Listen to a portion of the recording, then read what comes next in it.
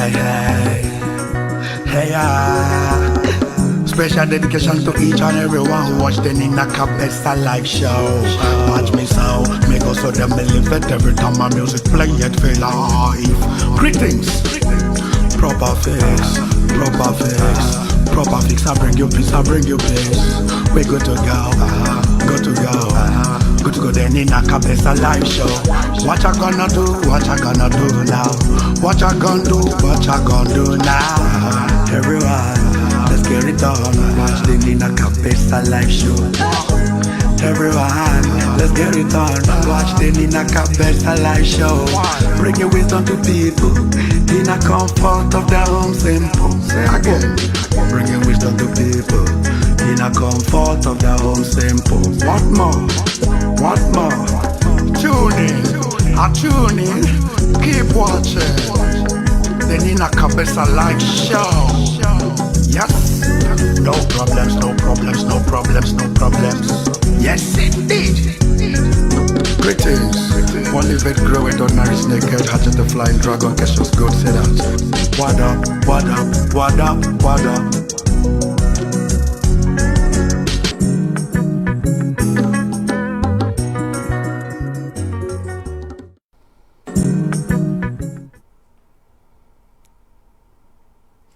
Hello and welcome to the Nina Cabeza live show. Even though the show is going to be Lingala today, I always like to come on and introduce the show in English because after all, I am living in England. So, bonjour et bonsoir. Ici, quand nous sommes Bozala nanga lelo. Malgré que na lobby show ekozala na Lingala, mais na banaki na mo introduction na anglais pour na bato balananga, bayoka ka anglais bayoka Lingala ti. Bon, lokola ezali saison nanga finale. Donc, on a aussi clôturé première saison, il y a Nina Cabeza live show. Et alors, il y a un qui a clôturé en Lingala, comme ça, Erno Banda, année prochaine, on va en anglais. Alors, bino batamangala, ceux qui boy ko l'anglais, boy bisanga, parce que ngamone nazabu nazali mama ya teacher ya iso. Non, ko tangsa bino ya ofele. Ngamba kabino na sala keza ofele na charge amuntu te moyo mo solingo la donation, ezayo muko.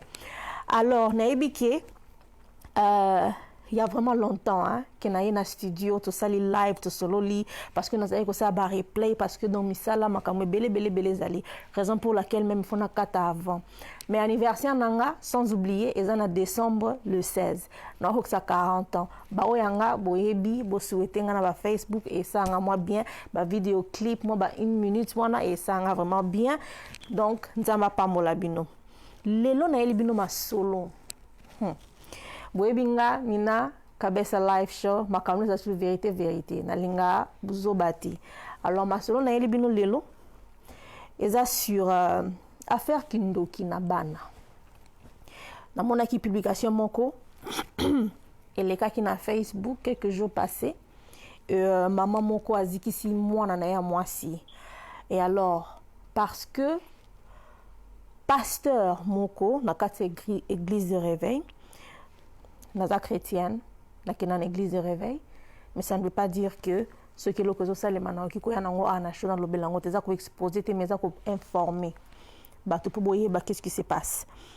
Et alors pasteur wana aibisi maman que mwana na yo azandoki et maman azikisi mwana,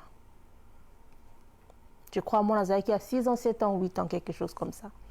Et alors quand je vis ça et je lis, mon ami tout nabi mais comment est-ce que biso ba maman pour na maman to memi bana na libum na biso 9 mois et un monsieur ou ayebata source et sika zemione wutite tant so banda luka mwana sambela okota ba jeune boye poza mwana ana ayebi source sika mwana zo wutate amema mwana te pour 9 mois akolisa ite si na point oye ko koma po baloba ke mwana azandoki et yo maman sans même au sambela au luka révélation automatiquement au zikisi mwana na yo.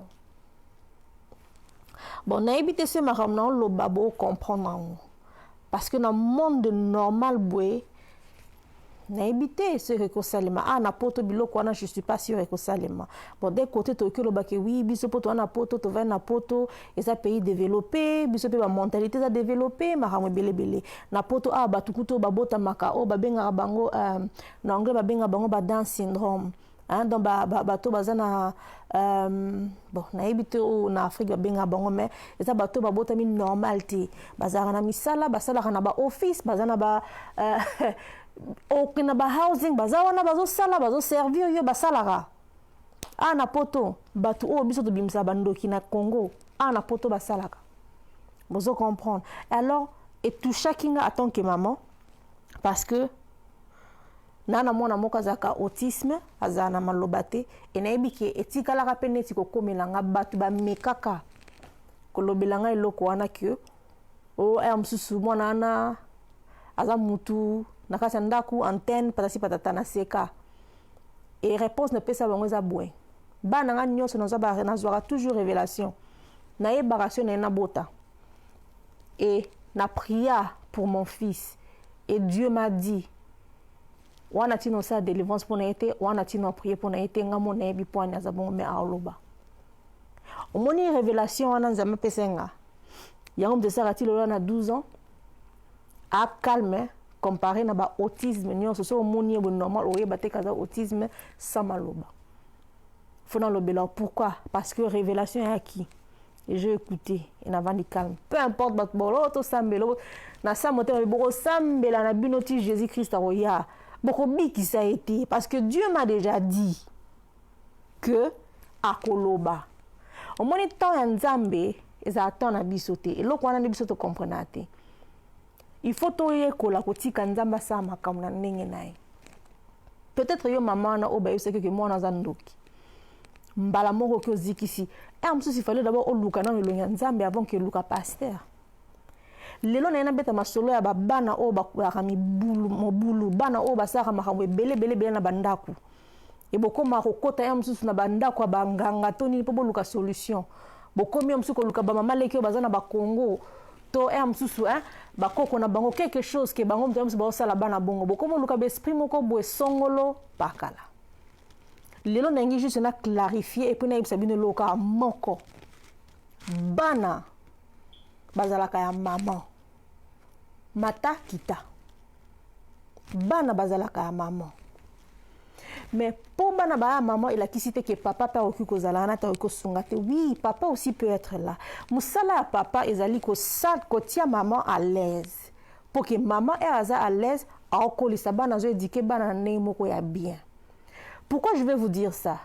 Un homme ata bimima ndefu ata boti bana 11 ata koli mungongo ekiti aza toujours mwana liboso ya mwasi nyonso. Pourquoi? Parce que mutakolisa ye et à mwasi. Les hommes automatiquement bayokaka voix ya mwasi o azalaka na voix ya ki maman. Mwasi nyonso azali na eloko wana na kati na ya ozala maman. Et mibali nyonso soka kuta na mwasi ou bien azomona ke mwasi o azana discipline bo ezo rappeler ndenge maman nezalaka omona aoyoka. Donc c'est pour vous dire que les hommes peu importe âge bazanango bazala toujours bamiki. Il faut toujours ko guider, il faut toujours ko pesa ba conseil, il faut toujours oui, ba bébé, o pesa ba conseil selon âge bazana mais ba kolaka, o pesa conseil en même temps tu respectes. Et ça des conseils ba yo oh yo ba no sala za mo mki ko sala ngote. Era koli o faut pesa conseil par rapport à la compréhension par rapport à niveau où yo monele lié et si kazali o ko gangelete o ko se lo mote o pesa conseil mais na nemo ka kimia na nemo ko balobara ya bolingo.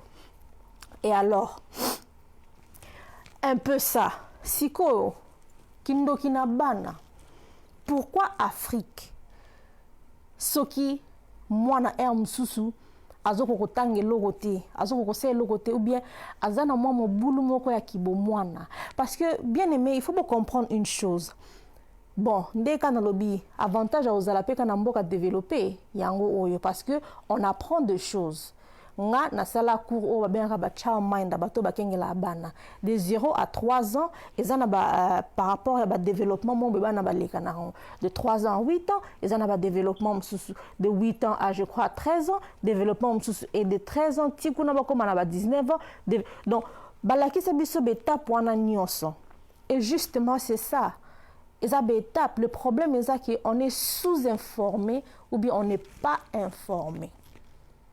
C'est ça le problème. Bon, mon arabana, le quoi, mwana, non. Nzambe a mon arabana, nation. Mwana nyonso a botamaka. Peu importe, ezali volonté parfaite en Nzambe, ou bien volonté acceptable en Nzambe, a botami pona asala nation, pona eloko moko na mokili. Et alors, ezalaka important. Boyeba. Eloko nini faut ko sala, mwana za mwana mukie, intention nini faut pesa. Na Afrique mingi, bana baza miki totika bona maboka bato. Eza habitude moko bien te. Tolobi mwana ane mukie sa yebine omona ha voisine bo akoza, cousine bo akoza, maman bo akoza mutu bo. Donc bana bakola kana maboko ya bato nyonso ti ba komo kola ba komo lobande siko bomoni keza moment opesa bon conseil. Mais moi je vais vous donner cet conseil. Moi naza d'abord na kati ya libumu déjà. Eza moment il faut banadia ko solo la naye, eza moment il faut déjà banadia ko affermer ko loba maloba oyo lingi mwana na azala erazoya. Mwana na botami eza moment il faut yo parents, maman na papa bozala azala na mwana un peu mingi bolobela mwana bosala makambo belebele parce que il faut boyeba mwana na kati ya libumu voix liboso yo ka voix mwasi. Eza voix maman. Parce que là, la maman, alamkana maman. Raison pour laquelle je dis que bana bazala kaya ba maman. Bazala amibalité. De l'eau qu'on est faut boire bango. Et puis moutounyo so tout est oya bota aza maman. Azara moi si wa boti. Parce que être maman, ce n'est pas seulement avoir des enfants de toi-même. Il y a des gens au ba bota te mais bazo beaucoup la bana ya bat. Parce que bazana don à cause de la maman. Cause de la maman ils a don. Les le repère médicament mutu monté ya ngone sala nga pas simi ena mona bato bazara excité que oh nazana besoin na bota mona boy nana besoin na bota mona boy oui c'est bien mais ozo bota mona naza mona poupete il faut l'éduquer à cause la nani azoya pona nini on me mis ana mokilio pourquoi pour faire quoi yo vision les ani nozo kendo api pour ceux qui besi bozo kinete mona na okeneni yo moko maman a perdu yango na passer OK biso ke mwana ndo ke kozikisi mwana et na comprendre le quoi nada pourquoi na église de réveil beaucoup plus ko tchaka na ba pasteur na bino mais je suis sûr bible o biso sotanga parce que ceux qui bino bo tanga pe na tango bible et lobelinga te ke ono na landa pasteur et le bina landa Jésus-Christ je suis 100% sûr c'est ce que la Bible nous dit. Alors, ce qui Bible dit que tout le monde Jésus-Christ, pourquoi tout le monde va pasteur? Bien aimé, c'est un Dieu juste. Et puis, Nzambe a un esprit. Ok? Aza esprit. Nzambe a maloba o yozo loba. Maloba nyos o mutu mususu kwa lobela yo. Et comme aka activer katina autant yo ondimi yango. Ce qui mama na ndenge balobele netinga na boya kondima o baba no yela sur moi nanga. Et activa pete na katinanga et activa pete na vinanga. Ezali eloko nyonso tout est muta koya kolobela yo ondimi et au vent de silence. Yango moni pasteur nanga lobela biso toujours. Totika kozala ba chrétien o bovanda ka calme, bovanda ka silence. Non.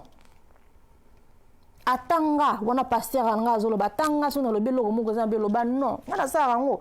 Monsieur pasteur o mona opé cet exemple bio o moni siko bino bozana boza ngana bi non na azobati. Ezana ndinga mabete. Pourquoi? Ezana ndinga que nous nazo reconnaître qu'azo pé cet exemple mais en même temps ezala l'exemple azo pé ça ndinga joking na ndinga exemple je rejette parce que mato inanga eyoki et si na lobby te na vandi silence et kota kati nanga eko activer. C'est ça qui est plus important. Bo pé ça mato e pa nani. Maloba ba olobela bino. Bo lobelo oti mutai azo lobelo makamsu yo vandi ka silence o vandi calme. Non, il faut qu'on loba. Parce que quand tu parles, aux autres détruire. Parce que tu as lobelo comme abe o vandi ka kabazo ah yo kuna tala kuna ozabo et tu ne parles pas vandi ka calme même. et kokisela. Alors baka o eza baka moko esalemeli ebele na oki yango ebele bato ebele balobeli yango. Alors yango efele na leo na show juste po tosola yango kindoki na kati ya bana ezalaka te. Ah eza Nina Kabesa live show so na memelo na show na memeron ka hasard te na memeron par révélation. Parce que une chose il faut comprendre, il y a la sagesse hein, et il y a la connaissance, mais il y a aussi la révélation. Tu vois, révélation. Non, peut ça exemple, moi il y a révélation pour comprendre ces quatre dimensions où on a un comme ça bino. Non, coacha mai beto que télémessi quand c'est balé. Na mutu moni mai. Mutu a na connaissance et que mai est liquide. Au cours de la fleur, au cours de la comme belé, on a connaissance. Mais mutu a na révélation au temps la likola mai. Na ebite se beau comprendre. Mutu a na révélation au temps la likola mai. Donc c'est pour vous dire que révélation c'est quelque chose qui est surnaturel. Il faut bah chrétien lelo beaucoup plus surnaturel que naturel. Au moni au cause de la connaissance est vraiment naturelle. Connaissance c'est que mai est liquide. Mais aux une révélation te ko kota mo le kola mai. Pour mutum sous ça qui révélation ko kota mo le kola mai. Mais yo na connaissance non nos révélation te ko kota mo le kola mai. Donc toza vraiment na kati saison il y a ba révélation. Zala na sagesse oui, zala na connaissance oui, mais désirer plus que za na révélation. Il y a binao révélation, il y a ba situation na yo, révélation ya bana na yo, révélation ya mobali na moi sina, révélation ya makamu nyoso ya binao. Parce que sans révélation ozaka bongo bongo. Makamu ebonokeneka bongo bongo. Et je suis sûr c'est ce qui s'est passé, c'est ce qui s'est fait que maman oyo azikisi mwana nae. Pour azaki na révélation te ya mwana na za nani. Mwana na ko sa nini. Nga mama nanga hier na zo ebiso na bibana nga nyoso avant na bota bango ata soki na mobali te na lotaka déjà que mwana naza na mwana zoya et umela te mutabimaka. Vous comprendre. Donc c'est pour vous dire que aux huit décisions à la être neti babiso ba être esprit. Makamu nyoso avino ko sale maka liboso ni esprit. Information nyoso avino okozongo na liboso na esprit. Au cause on a naturel, on a toujours surnaturel. Et la Bible nous permet d'être comme ça. Ils ont permettre de là-bas être surnaturel. Ils ont permettre de là-bas tout y a esprit. Parce que nous avons semble asa esprit. Et quand je dis que nous avons esprit, ça veut dire que maloba o ezo bimana mnoko na biso yango na nzambe. Ba o balandanga na na Facebook so bolinga na Facebook bo mona makamo belé na zo komana na minute mais on a livre na zo sala juste pour na ko édifier corps ya Christ. Donc quand je dis corps ya Christ donc batunyo so bandimela la Bible, batunyo so o bandimela ka le gospel parce que na minute au corps ya Christ ça vraiment un problème. Et problème les anini manque de révélation. Batu bazo de ce ba révélation te apparemment, la révélation de son maïsouté et sans révélation, et ça vraiment difficile. Il y a qu'à faire comprendre Batou, au bazo landayo, ce que Dieu est en train de dire. Et c'est là où maintenant les hommes amènent la connaissance. Ndesika Batou, oh, bazo tanga ba théologie, ba théorie, ceux qui banissent bien un pasteur azalaki na PhD, ba komisiko.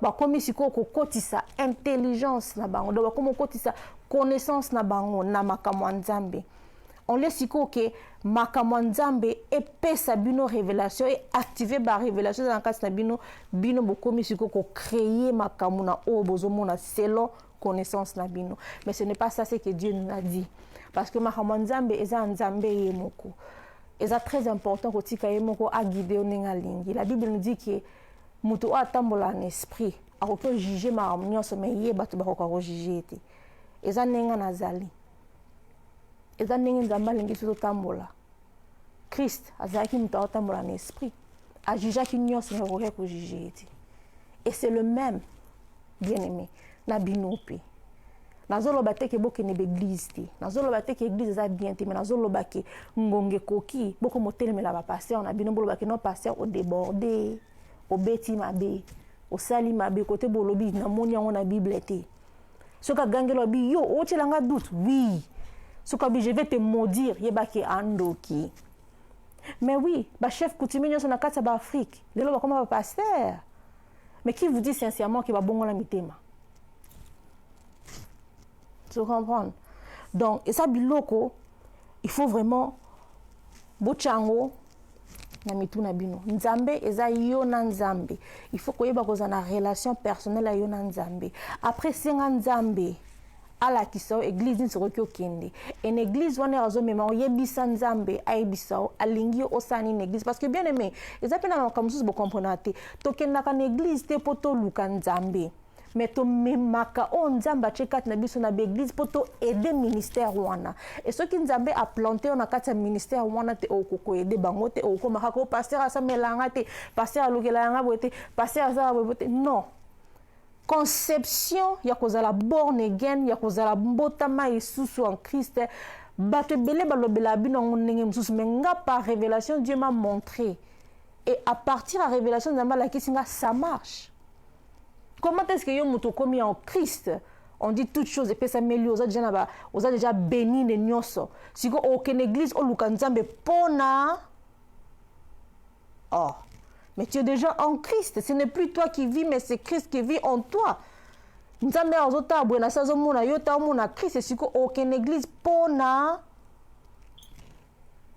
Aucune église justement parce que dans Oezakati non ça doit activer et activer kaka na kati ya gathering ya batu misusu netio parce que babi là où 2 ou 3 sont nzambazana il faut zala et si ka batu o bazana même esprit netio pour o nzamba tshiko kati no ekoma ko activer église et andeti école spirituelle. La théologie bino bosala kana vraiment I don't believe in parce que okoki jamais ko apprendre mutu sur nzambe parce que nzambe ba yeba na révélation et c'est le mot ta connaissance c'est le mot ta sagesse c'est révélation nzambe il faut à se révéler chez toi azanani et pas nanga à se révéler qui comme Elohim et pas mutu musu okoki ko se révéler comme Raphaël Jéhovah Rapha.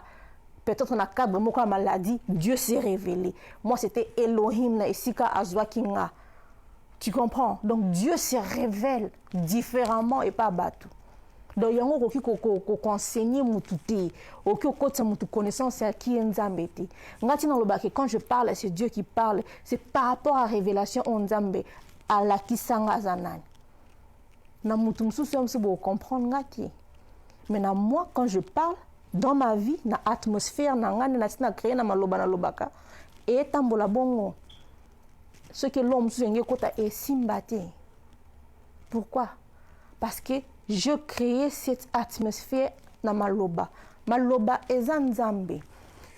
Dans Jean 1:1 lobi, in the beginning was the word. Donc au commencement était la parole. And the word was with God. Et la parole était avec Dieu. And the word was God. Et la parole était Dieu. Et en même temps, ce que tu as dit dans la Bible lobi qui est the word that I speak to you are life and spirit. Maloba na lobela bino ezali vie na esprit. Nzambe za esprit. Et après ça la vie. Et liloba ezaki na ye et liloba e nzambe. Donc ça veut dire que maloba e nzambe.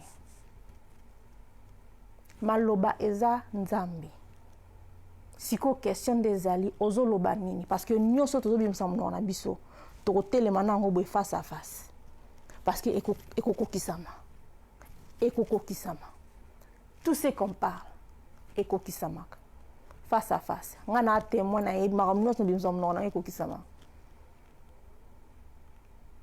Yangwano moni, il faut tout la mimi na discernement. Parce que le monde de ténèbres est yebi maramama loba, c'est quoi? Ba faux prophète, ba yebi maramama loba, c'est quoi?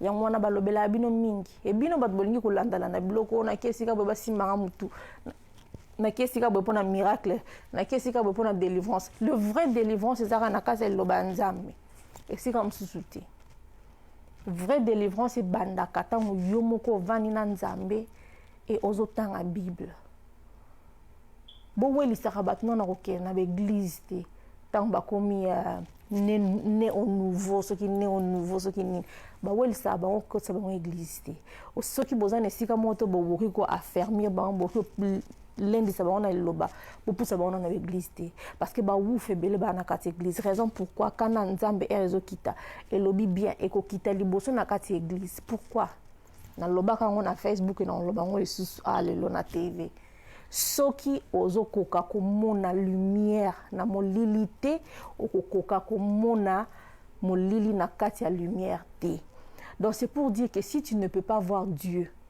na ba circonstance ya molili esika yozali okokoka jamais komona satana na kati église parce que na minute oyo eza baagent satan batondi na baéglise c'est pour ça kana nzambe ezoya liboso na kati église nzambe abimisa lumière na molili mais il aza lumière donc ça veut dire d'un côté soki alobi lumière ebima na molili d'un côté lumière wana monaki ezalaki ye moko akomaki lumière na kati ya molili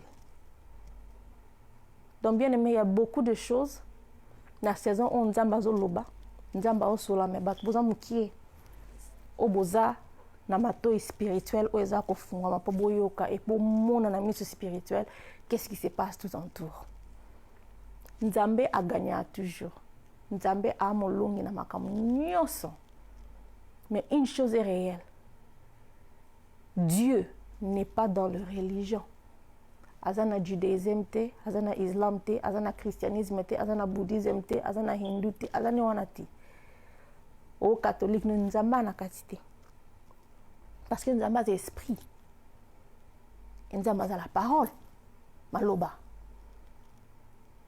il n'est pas dans la religion ezali loko o batu basali ndeti batu basara muziki biloko boye alors bozo ke na l'église bozo ke na église te po pasteur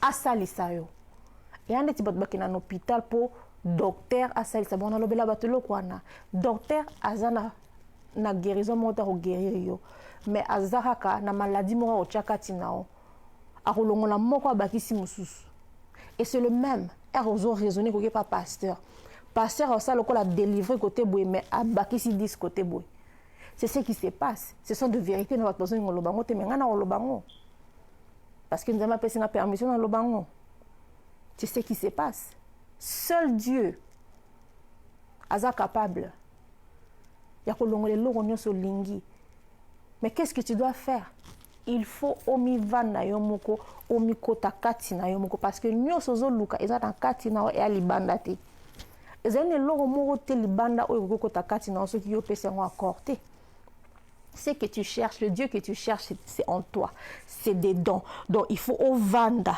ozo méditer na parole ozo na kati na yo nyonso evandi soko za sur dans une église on a vana nanda kutanga bible senga nzambe pesanga église pona leka na betape wana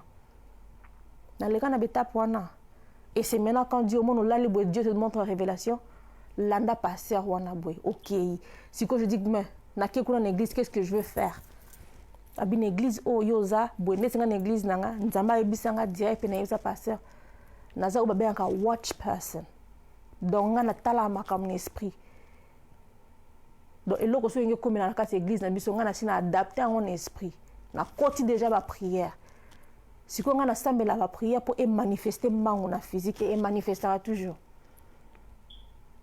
elegela bato mais nga na yebi devant na osana na kati église wana c'est ça soko yebe loko nini nzamba tinjo sana na kati église te ndeko zonga sima banda botika pe ko faire souffrir ba pasteur na biso pour passer ko sambelelo mo yebite aux en église wana pourquoi bien aimé to kenaka be église pour to aider ministère ya pasteur pour ce que vous êtes déjà born again Christ est déjà en toi banda ko yeko la bible yo moko senga nzambe solola na nzambe bo solola na nzambe ti prière eza eloko moko il faut la priver parce que même la bible dit que nzambe a honoraka ba prière privée ba prière nyoso bino osala makelele bla bla bla bla bozo kutana en tant que ba chrétien ce qui est plus important c'est partager la parole partager de révélations moko na bino bozozwa parce que na miso nzambe bien aimé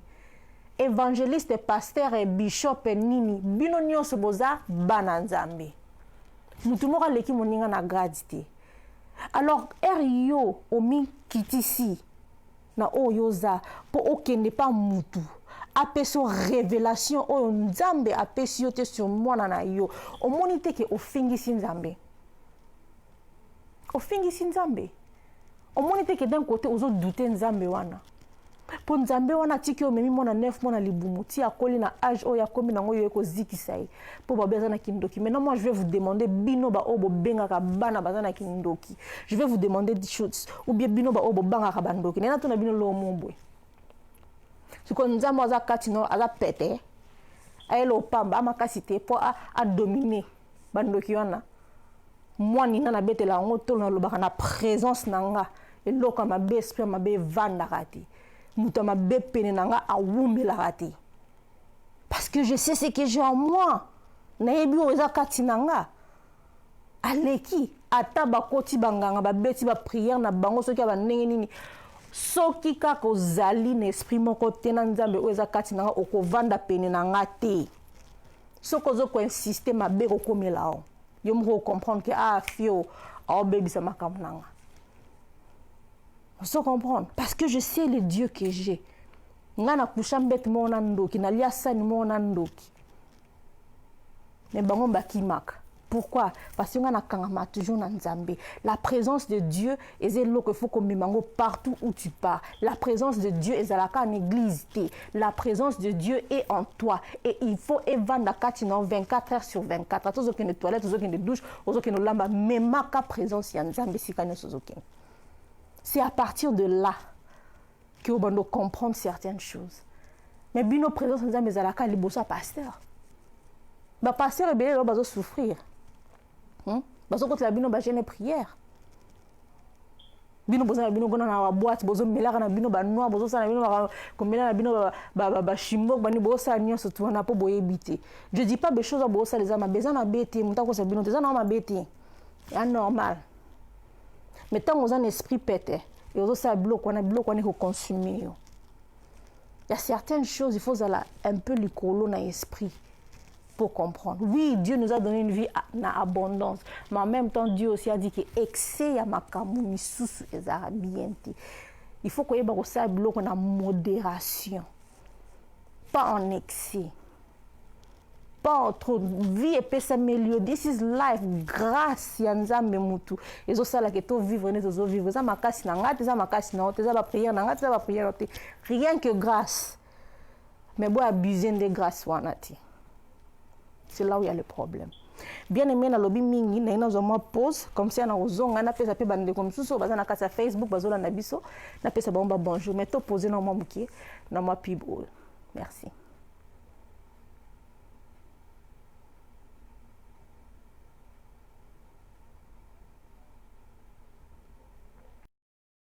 A broken spirit in the hands it became when the selfish acts were over the up and left me. Never saw my pain, only saw their gain. But for every tears I cried, someone was watching me. He chose to love me without a shadow of doubt. When he touched me with me in mind. And the way he loves it with me in mind. When a woman's love right, she's a soul by God's side. Listen, some did say true love comes with great pain. But I say it's a lie, because his love is agape unconditionally. Was love, was love, and left me broken. But his love is secure. Was love the only love that changed me?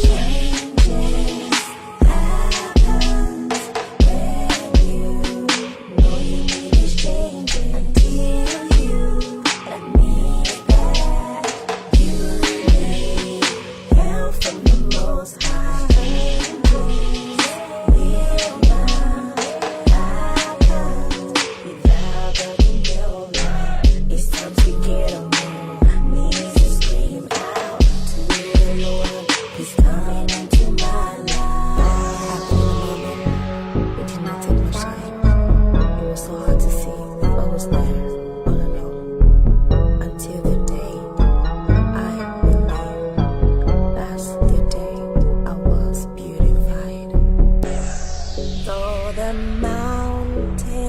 did fall, and the hills did turn to dust. Yet the love of my Lord did stand as a shelter for me, who did call on His name.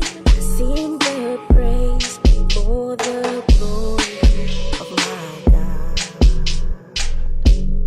Now I know I'm powerful, I know I'm going to be one thing sure of.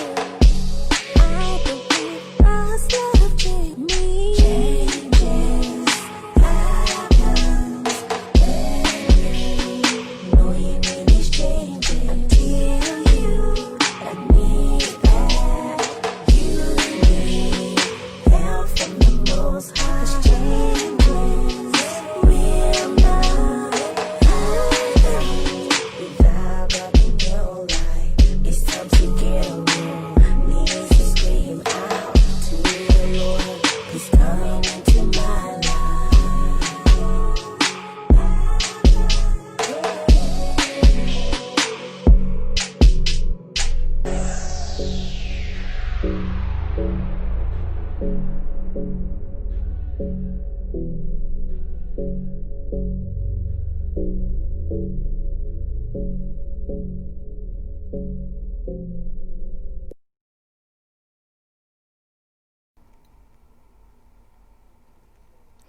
Oh, hello already. Oh, wow. That was quick. Hello and welcome back. Bienvenue. Bon, na kutana na kata Facebook. Na pesa ba bonjour, na ba oyanga. J'aimerais bien dire bonjour à ma sœur Oni Yahari. Yo déjà oyebio. Clarisse Lukombo. Pungi, merci. Bonjour ma belle. Bonjour à vous aussi. À moi ma sœur Fatou. Hello sis, how are you? Pasteur John, Nazela qui appelle non benga mais bonjour à vous aussi. Moi pasteur nanga préféré. Donc un peu ça. Donc nazongi siko pour juste pour na clôture on appelle ça bino mo ka certaines révélations o ko ki am peu ko sauver ba parents et belé na minute oyo oyebi ke pasteur non ayebisio ke moi no azana ndo azana kindoki pour am sous mo na lobati. Pour un sous moi na zaso kindeni so ne ba yusino ke o mo na za esprit boye bon ngane o pesa bino ka moi petit chose o ko sauver bino et o ko faire que bomona un peu perspective moko différent ya qui est Dieu parce que mingi bo samela nzambe boye baté nzambe oni ni bino bo samela. OK, alors ne kana ko pesa bino loro bo moni nzambe azan nzambe o atambola na bo solo, donc ça veut dire vérité. Nzambe azala kesika vérité za azala ndete esika lokuteza. Ezaka kana deux exemples où nzambe alexera na kati ya Biblia sur baka ya bana. Eza naka ya Abraham. Raison pourquoi Ishmael azala qui permet ya ko vivre et baboma qui etendeti mwana oya David o asala ki na adultère eza parce que oyo Abraham asala ki eza ki adultère te. Adultère eza erozo sa eloko moko bozo kosa mwasi na yo. Abraham akosaka Sarah te. Eloko wana bato ba comprendre te. Sarah apesa Abraham permission à coucher na mwasi mususu pour abota mwana pour nzambe azozelisa un peu tout. Ozo comprendre. Donc ça veut dire que na minute wana loi ya Amos 3:3 ezala ki en marche. O elobi ke batumi bale ba ko tambola te au moins ke bazala na boyokani moko. Maloba nzambe ezalaka loi. Nyonso on nzambe atiaka ezalaka loi établie. Ezalaka principe spirituel déjà établi. Oye kotambola. Sarah era yebisi mobali ndimi bango mbale ba agree. Erbolobi batumi bale soki bandimi eloko okokisama. Balobi te soki eloko bozo saleza malamu, soki eloko bozo saleza mabe te. Ezala mabe, ezala malamu. Aussi longtemps que bino mi bale bo accepter et okokisama. Bon les loi ou c'est comment et parce que les autres la vérité ça veut dire que l'autre bomba na nezala quitté raison pourquoi ange aidaka Ishmael et Ishmael atikalaki mais malgré que bimaki na ndenge ya forcement nzambe ezala ki volonté acceptable de Dieu sukanango il fallait kaka ezala ba race ya bana o babima na kasa lignée ya Ishmael yangwana babimaki ndenge wana Sémence à ma bé, éthique là toujours sémence à ma bé, peu importe nous va accepter ou pas. Vous comprenez. Isaac ayaki toujours. Yango no moni Isaac na Ishmael ko vendre de sika monte parce que liloba nzambe na eloko forcé ou nzambe e ko vendre de sika monte. Yango na Dieu avait fait ce qu'il avait fait et aibisi Abraham yokela mwasi nayo. Kotaka David akosaki et puis ake abomi. Mobali ya mutu oya sentaki akota sikone siki azobokola eza lokuta. Eloko nzambe yina na mokili eza lokuta. Oui, c'est bien, mais moi je insiste toujours. Au sali et loro lobelanga koko sangati. Il faut toujours battre la vérité. C'est très important. Atamboka o Angleterre ici quand on va mboka mo etambola la vérité. L'esprit amboka o etambola facilement la vérité. Univers mobimba etambola facilement la vérité parce que mokile salama la vérité. Tant yo zo kotsa lokuta eza lokola ozo stopper l'univers et même certaines choses vers yo pour déjà au comme na malhonnêteté moko boekati nao eza bien té et na conseil on a battu et puis battu si quand il faut comprendre raison pourquoi nzambe amoni o David asalaki mwana na toye bata zara na âge nini nzamba boma mwana akosa maladie et mwana kufaki. Pourquoi? Parce que azalaki sémence moko ya blasphémie. Et il y a un bébé, il y a un tonga kati David. Royaume Nzambe. Donc il faut boyer Nzambe au bino bozali ko sambela. Ce bébé c'est moi dans andoki. Ce bébé c'est moi dans aboy. Zongela Nzambe na. Oyebi mo neni ozaki mwanana. Ce qui est sentiment na yo moko ya kibomoto et ozaki no révélation ta ki il est. Pas de problème qui n'est pas nzambe senga repentance ba nzambe na yebi ke mono na boteka na sentiment na yebi lo non salate na yebi ke za ki volonté na ote mais limbisanga sincèrement nzambe o limbiso et Dieu va te donner comment est-ce que tu vas marcher avec cet enfant et nzambe ko tcha kimia kati ya mwana on se kaza ki na kimia te et loko zanga kabiso eza relation intime na nzambe toza na muti bozana ngote na bato te ponga nazana ngo bino mingi bozana relation intime na nzambe ti yango bozokima pa ba pasteur bolingi biloka fixe ba pasteur lelo ba comme lokola ba clairvoyant ba comme lokola ba médium bato batangaka ba maboko et chokanga. Ok, l'église de pasteur, ou bien pasteur, nana problème, pasteur comme ah mais comment? Pour ça canan zamé. Bien aimé, ceux qui sont en Christ, nganina kabesa leona eko ebiso. Si tu es en Christ, yebanga partir lelo. Pasteur n'ont jamais aucune information pas nzambe sur yo son ki nzambe ala ki so liboso. Bozo la nanga. Dieu doit te montrer avant. Et ton pasteur doit confirmer kaka. Et s'il et elle a confirmé, aux en a tina rolobele te kenzambe pas ça like ça non. Olobika thank you. So ko yebi ko azo lobelo, yo na nozwa ki ngote, loba thank you.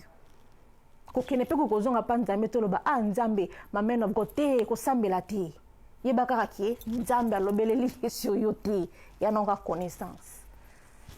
Il y a encore connaissance à n'y'a cotisé long ou n'y'a cotisé. Il faut qu'il y ait makam.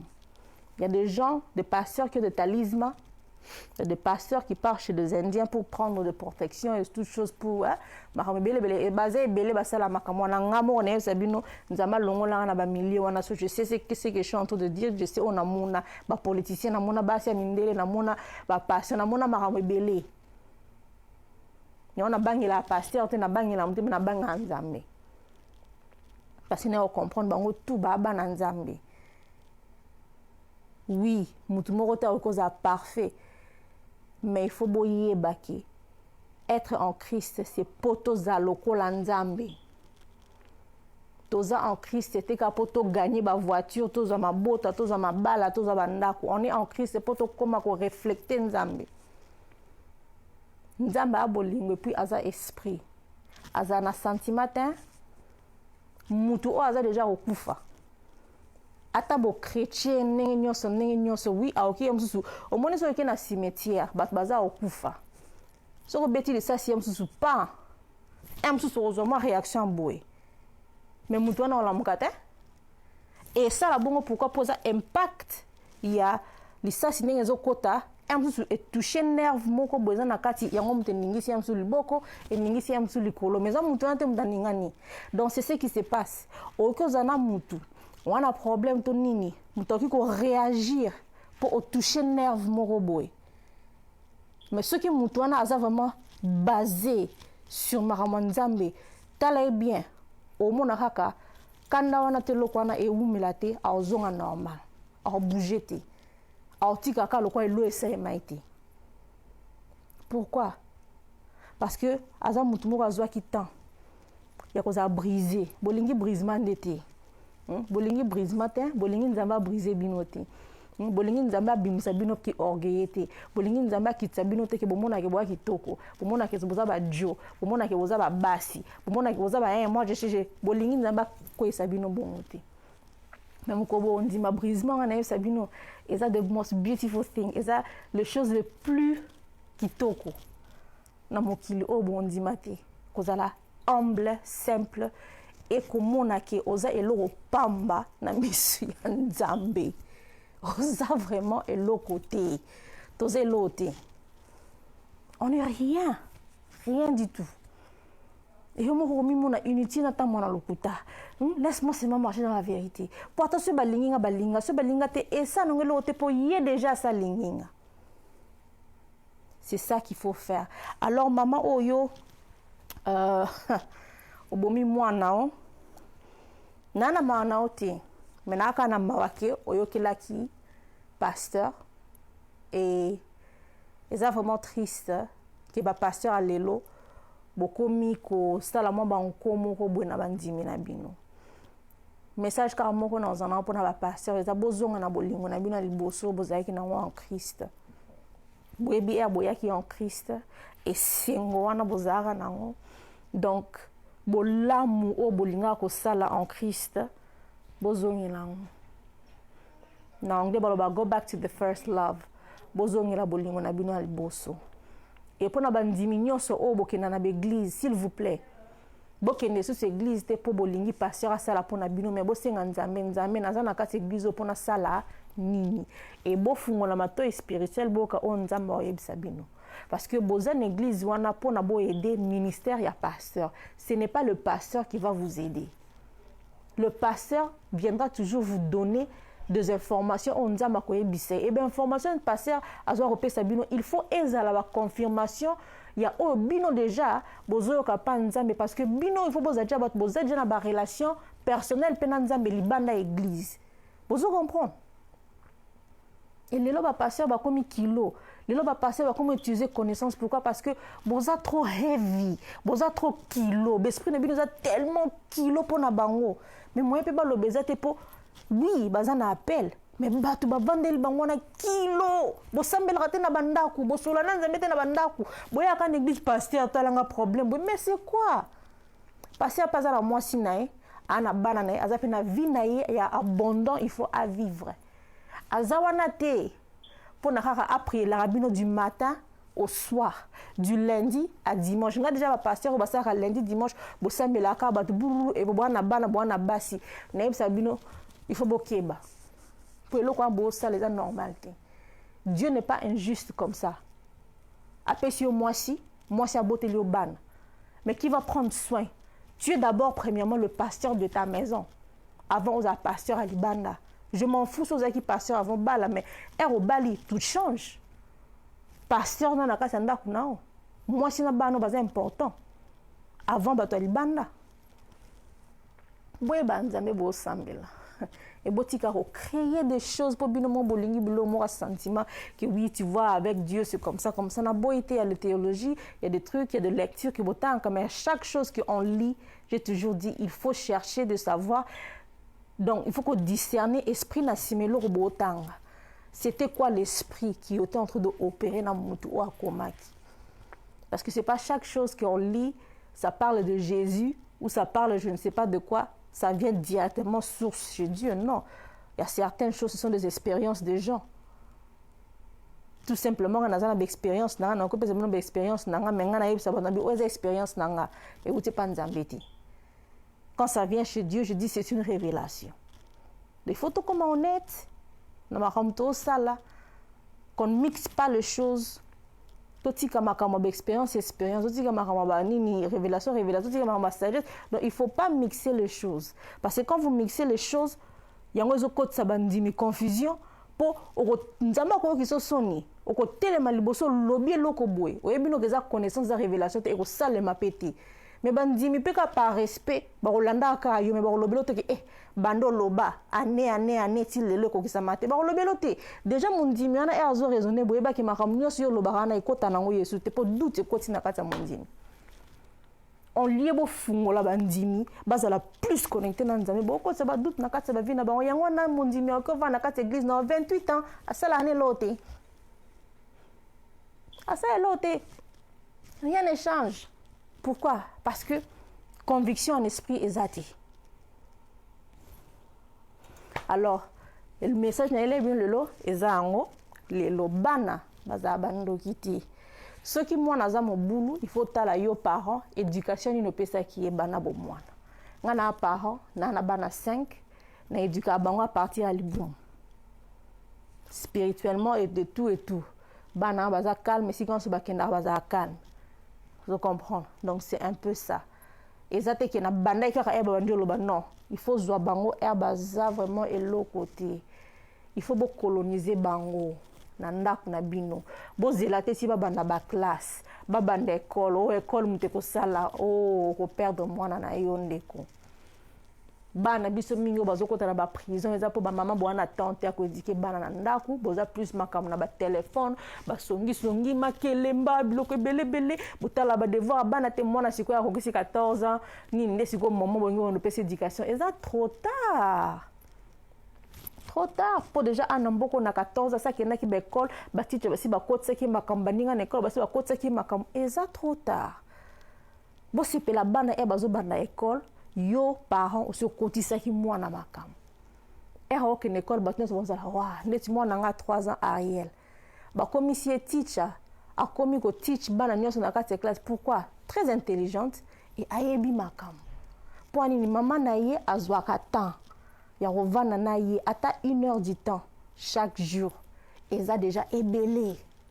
Et ça investissement. Si qu'on imagine 1 heure du temps chaque jour, tu as quoi ça âge à 17 ans, âge à 18 ans. Et c'est ébélé. Mais beaucoup de ça la moitié.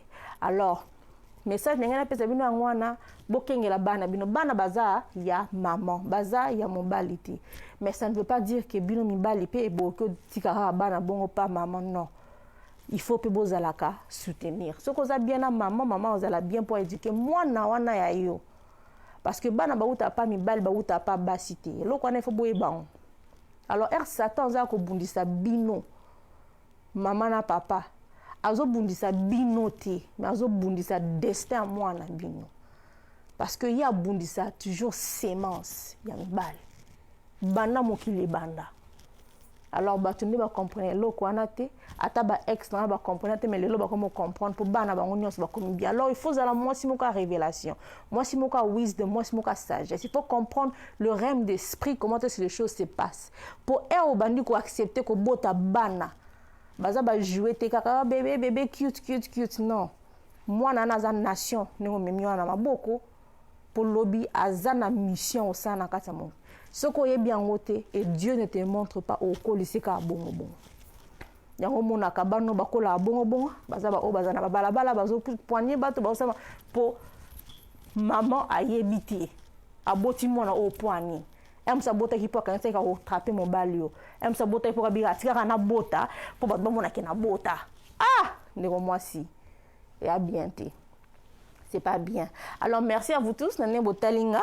Lelo na sepeli vraiment mingi et donc on se semaine prochaine pour développer mon solo et puis dernier jour c'est le 21 novembre wana ezana kaka moi séance moko ya bien ou pas maintenant c'est la bataille on get back tu ngaba séance ba ya ou pas mais ezelo mora bien j'ai bien préparé pour vous et to kutana susu na 2020 mars ndesi gato bana susu séance mo susu et au chauffer pour nana ba kamwe belé nana ba archive et belé yo pesa bino ba histoire ma kamwe belé osula na bino. Alors merci for watching the Nina Kabesa live show. Bana bazaba ndokite yo mama yeba ki oza responsable pour éduquer bana o éduquer bana o papa zala te éduquer bana yo. Merci et bye bye.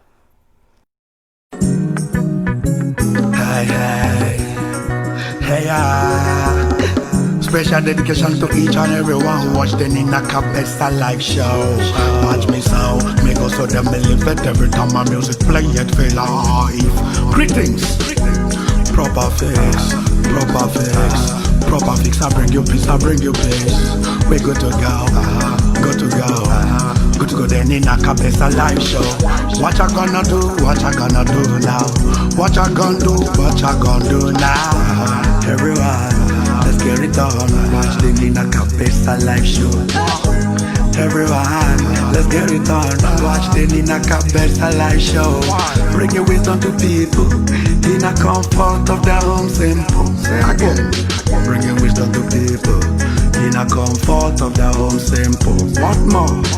What more? Tune in, tune in.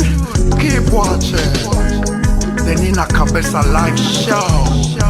Yes, no problems, no problems, no problems, no problems. Yes, indeed. Greetings.